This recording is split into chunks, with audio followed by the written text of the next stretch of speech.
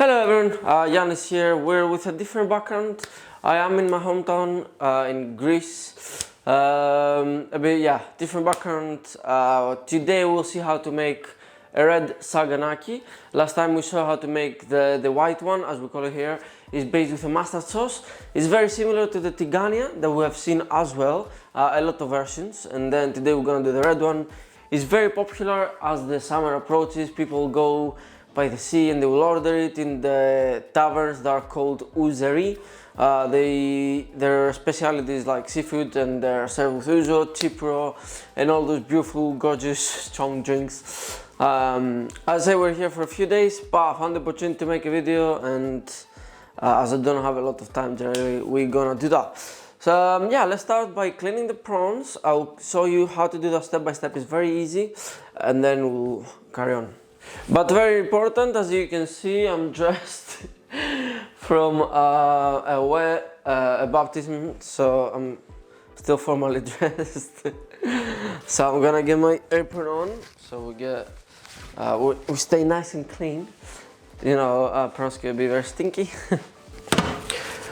Here we're in the kitchen area. We have our beautiful prawns. They're freshly caught into the island because we live in an island, so we gotta have fresh seafood. We will need one container for what we're not gonna use. So basically, it'll be very simple. Just follow step by step. Let me get you a little bit closer. So what we want to do is we wanna peel the cell here. So we will leave the head for the flavor. It's very important. We will keep cleaning the rest, and we'll leave the last bit of the tail without removing the actual tail. And then we will pull until we remove the legs. You can remove those top legs as well, you don't need them. But we're gonna keep the head on. And this is what we get. So this is step one. Step two will be to remove the impurities of here. Is a little line, I'll show you. Actually, let me show you now that we can. So all you need is either a knife or a toothpick or a sharp object.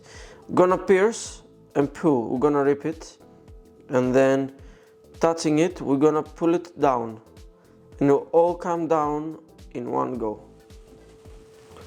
And this is the thing that we want to remove.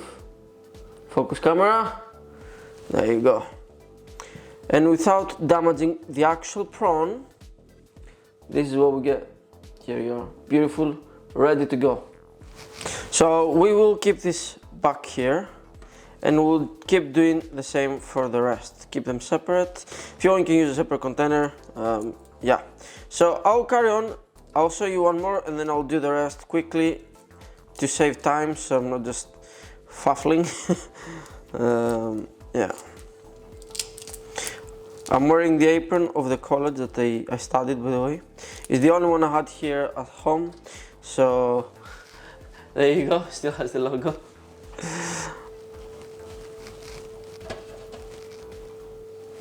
Again, here, we hold the back of the prawn, we insert our toothpick, there you go, that comes out.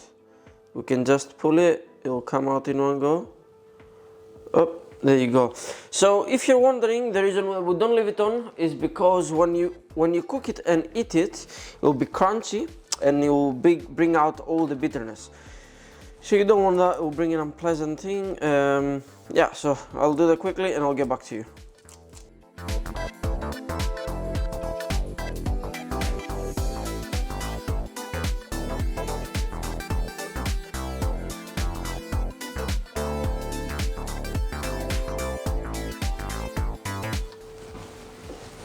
Alright, so all of our prawns are cleaned and ready to go. We'll leave them on the side. We're gonna wash our hands very well. You can use the gloves if you want, and you still need to wash your hands just in case.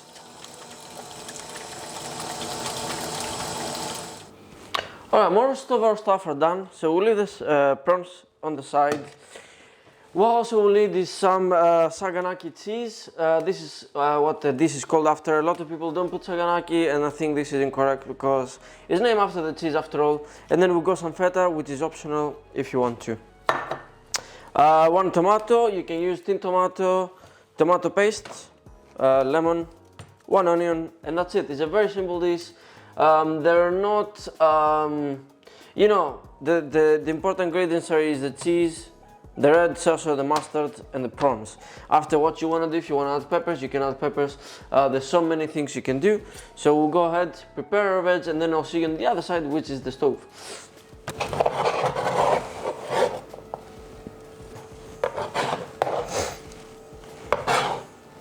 And of course, don't forget our little ouzo. We'll need about 30 ml. So all of our vegetables are cut. The only thing, so we've got our tomato here as well. So the lemon, we're gonna use the zest of it. Now, if you don't have a zester, you can just use this side of the grater, but you need to be very careful so we don't get the white bitter part of the lemon, and we just get the skin. So we're barely gonna do it once. That will be just a few strokes, and then we'll use the lemon juice later. So let's have a look how to start our dish. All right, we're right here in our kitchen. We'll start with high heat and we will wait a bit. What we'll need is a little bit of olive oil in our pan, and we will start with our prawns. We're gonna roast them, get all the juices out, give them a bit of color, transfer them into a plate, and then we're gonna make our sauce. And this little juice that is from the prawns, you'll see, we're gonna keep them. We can add it in our sauce. It'll be extra flavor. You don't want to throw it away. All right, our oil is very hot. You can test it by just dropping a little bit of water. You can hear it jiggling. So we're gonna start with our prawns. We want it very, very, very hot. We just want to give them color. We don't want to cook them a lot. Generally, when you're working with prawns, the less you cook them, the better they will be. Otherwise, if you overcook them, they will become like gummy. They'll have this not very nice consistency. So we're gonna add here some, and then we'll do the rest.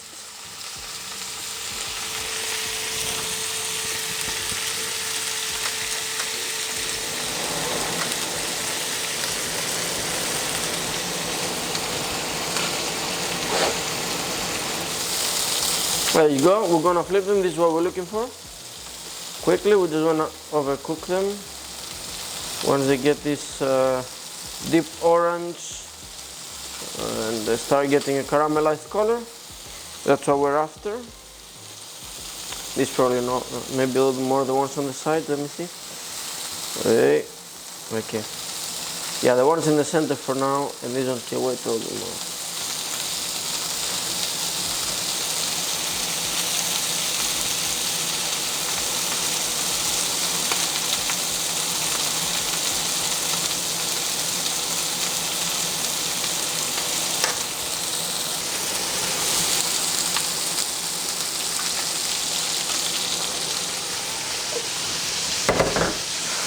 Make sure to add a little bit of oil to help the color going if it's needed.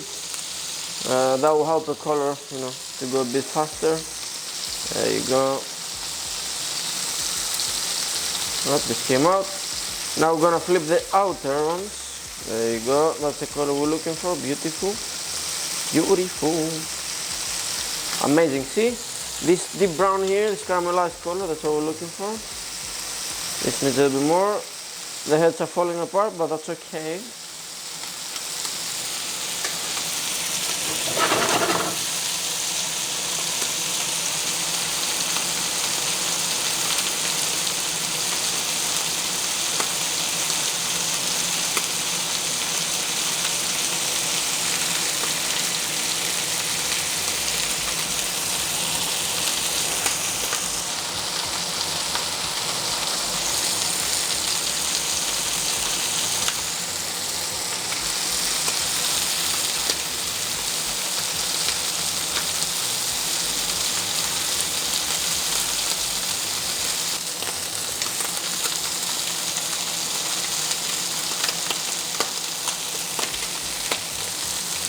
Alright, we'll start removing the prawns.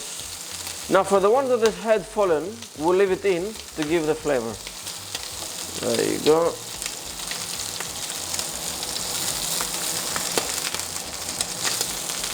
This is smoking, this is what we want. We'll go straight with the new ones.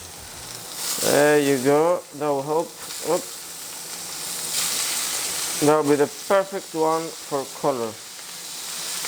We'll add a little bit of salt as well.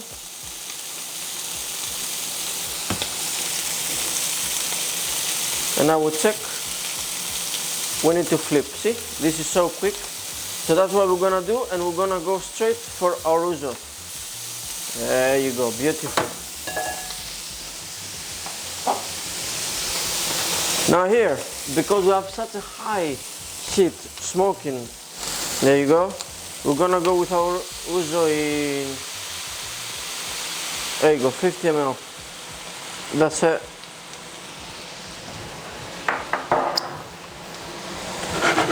And see, this will be our beautiful sauce. We'll wait for the alcohol to evaporate. And how you do that? You wait for the strong alcoholic flavor to go, which will be very fast, and then you keep all the flavor. There you go, our prawns go out, and we're gonna start with the rest of the ingredients quickly. We can take the head off. We will need it for the flavor. There you go. Now the secret is, we're gonna add a little bit of oil so our pan doesn't dry. And we will add our onions. The juice that we talked about, we have kept it on the side. We're gonna use it in a bit.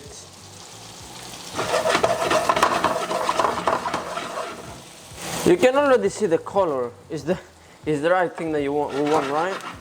So now we slowly cook the onion. We can reduce a little bit the heat, just by a little bit, medium to strong.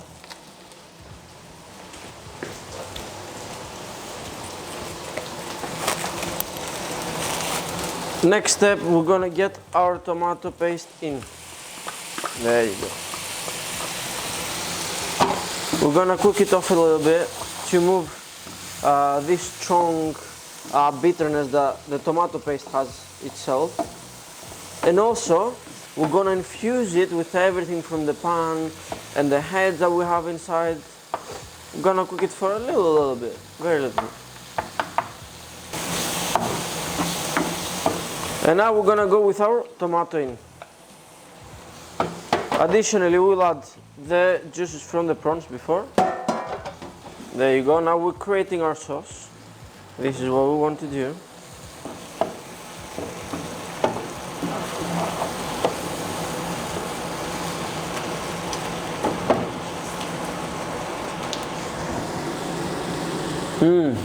There you go, you get all the right smell, all the goodness. So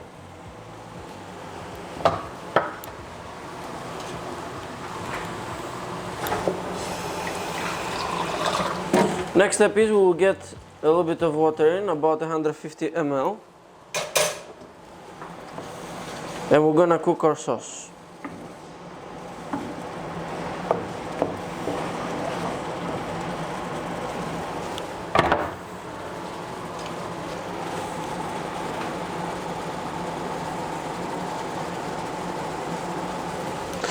Here it's important to understand why we have removed the prawns into a separate pan. We have them here.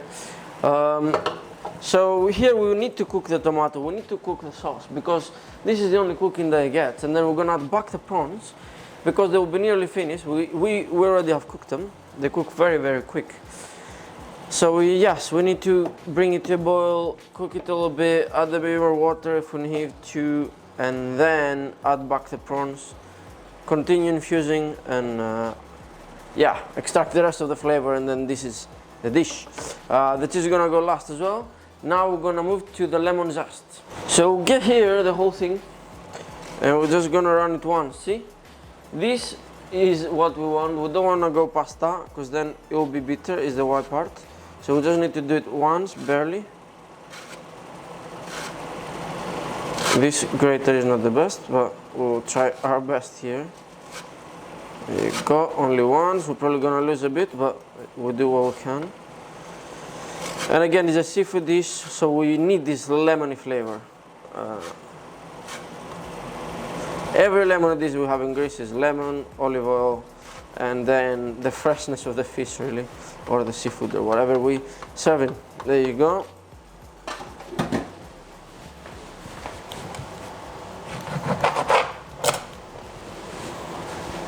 Next we're gonna squeeze the lemon and get the juice out of this. And now we're gonna add our prawns back, the whole thing as they are. There you go. We're gonna help get, if there's any juice you can extract, make sure to do that. So now we're gonna push them across the pan. There you go. Don't worry about the head. This is where the flavor is, on the prawn. And then now we're gonna reduce the heat and cook slowly.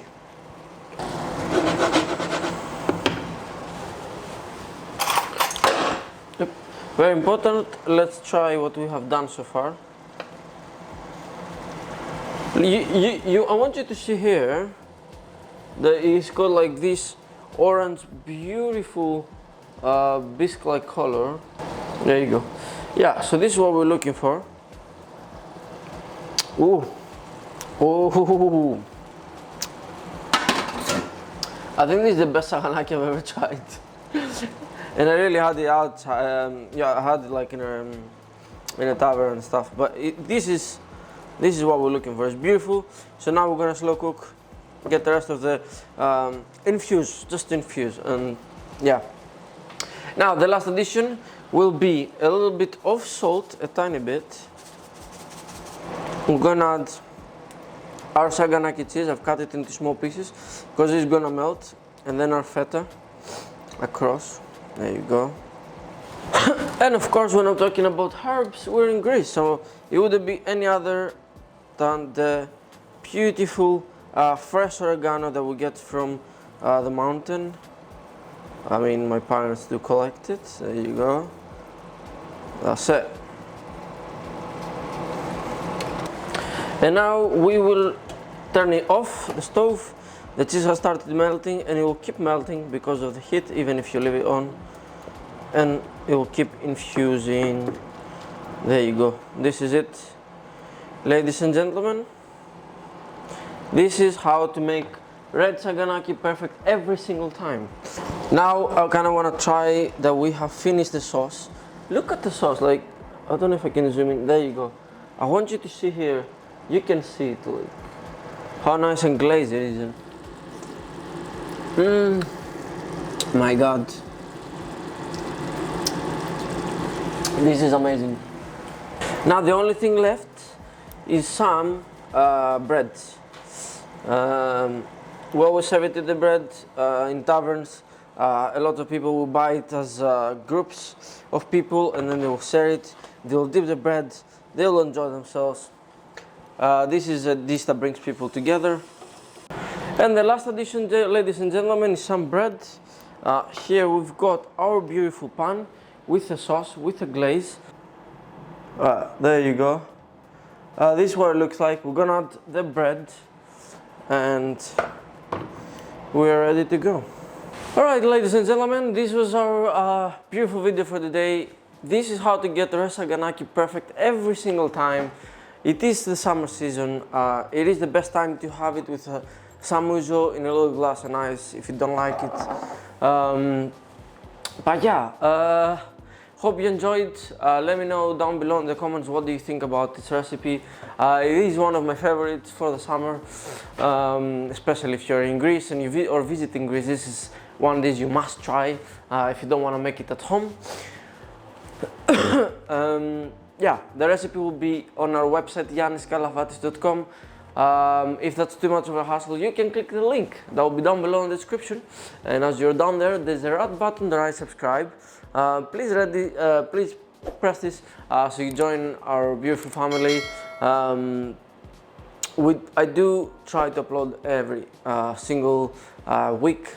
It doesn't happen very often as I work on my company, as I said. Links for that will be down below in the description. It's called Greek Things.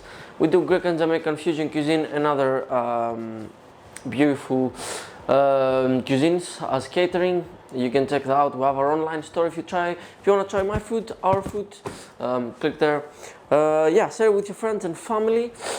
And don't forget to like. Other than that, have a beautiful day. Take care.